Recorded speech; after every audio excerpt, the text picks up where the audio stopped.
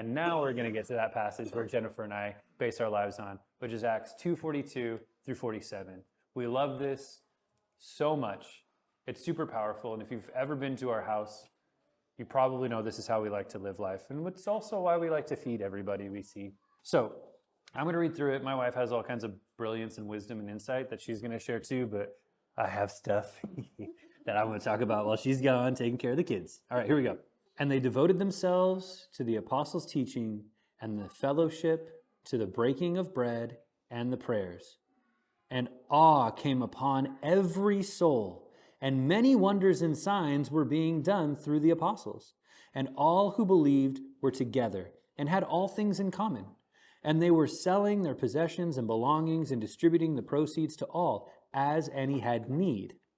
And day by day, attending the temple together and breaking bread in their homes, they received their food with glad and generous hearts, praising God and having favor with all the people. And the Lord added to their number day by day those who were being saved. This right here, people, is the climax and crux of what I've been getting to with all of chapter 2, especially for this night, for this series, for this group. And so I'm really excited about it. Did you want to jump into it, or do you want me to just start rampaging through my exciting notes? So this is amazing because I remember when I was a baby believer, and thank God, back where we were raised up in the Lord, miles and miles away, thank God that we found a church full of people that were trying to live this out, and I remember I hadn't been familiar with my Bible before because the cult that I was a part of, they didn't encourage Bible reading, as you might imagine. But I remember reading about this, and I remember reading about how the love that believers would greet each other with. And I remember thinking that it reminded me of how when I would be greeted by the people at this church, that they would give me a hug. And I remember thinking oh, it's just like the book of Acts. And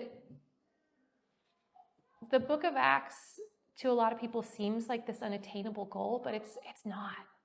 We can do this, you guys. And we can be a symbol of Christ's love for humanity. So yeah, it's really beautiful. So remember, it's talking about save yourself from a wicked and crooked generation. So how do you do that? How do you save yourself? How do we save ourselves from a corrupt generation, a crooked generation? What do we do? I want to make it clear that it's not with sin management. It's not about running away from something. It's about running towards someone, namely Jesus. Right?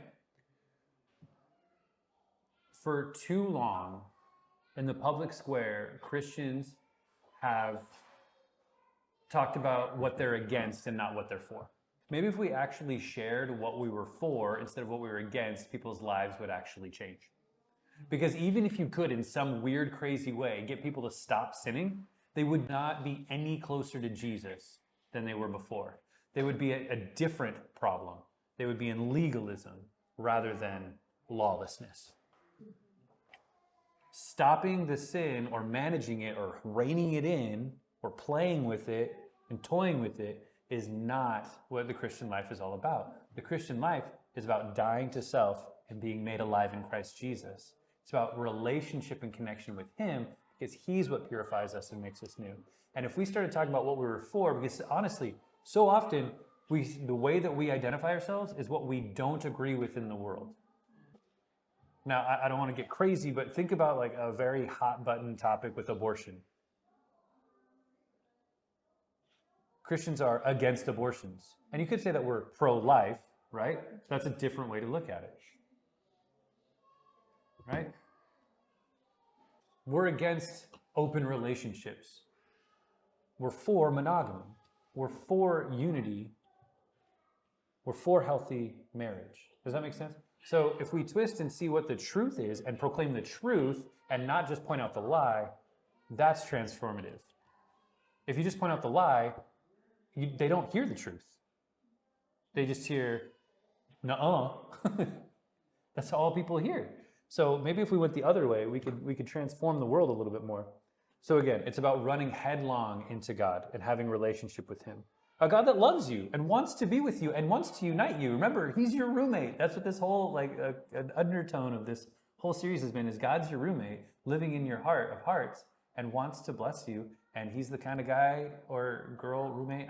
He's not a girl. He's the kind of roommate that'll do the dishes, right?